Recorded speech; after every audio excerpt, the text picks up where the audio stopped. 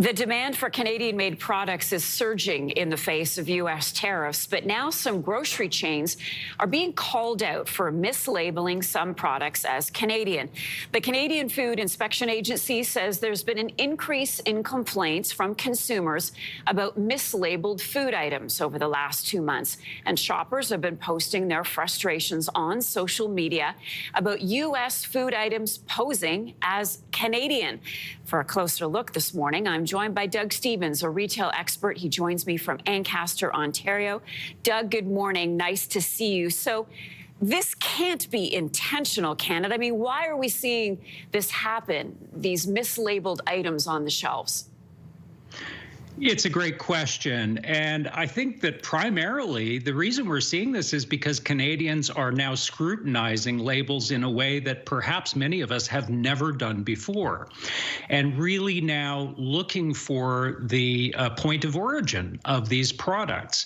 So I suspect that we've been seeing grocers in a very, very short period of time, if we give them the benefit of the doubt here, trying to organize their stores in such a way that it makes navigation easier for consumers. The retailers that have been questioned on this, to this point anyway, have said, look, this is human error, and there are bound to be some of those, but we are doing our best. With that said, the Canadian Food Inspection Agency is reviewing these complaints, and we'll see what they turn up. So it is confusing. Do you think that there's just a simple lack of understanding around labeling?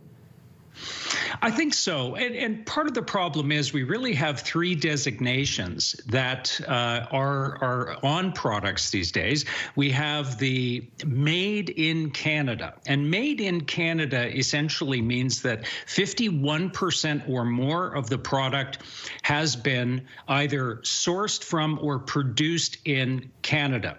So that's the Made in Canada designation. Then there's the Product of Canada designation, which is 98% of the product is manufactured in Canada. And then we have the Maple Leaf, which is sort of this nondescript definition, which should accompany some explanation of the amount of the product that is actually produced in Canada. So here's an easy way for consumers to navigate this. There's an app that you can go online and find. It's called ScanNuck, as in scan and canuck.ca. Go there and you can scan the items that you're seeing in the grocery store, and it'll tell you what the point of origin is. Oh, so it scans the barcode or the actual item itself? It scans the barcode, and it'll tell you from the information contained in the barcode where that item was actually produced or what the point of origin is. I'm glad that you mentioned the Maple Leaf. I saw that this weekend, and I, got pretty excited grabbing things with the Maple Leaf next to them off the shelf. What does that tell you about the product and where this really needs to go from here for those who don't, Doug, want to pull out that app, or maybe they don't feel comfortable with technology? Where does this go? Yeah, well, so the Maple Leaf, as I said, is a designation that ought to be accompanied by some sort of definition. There should be something else on the product that actually gives you a better indication of exactly what proportion of that product is manufactured either with Canadian ingredients or was actually produced with Canadian labor. If you don't see that explanation or you don't see that qualifier, then buyer beware. But in most cases, you're going to see either Product of Canada or Made in Canada, both of which suggest that the majority of the product has been produced here.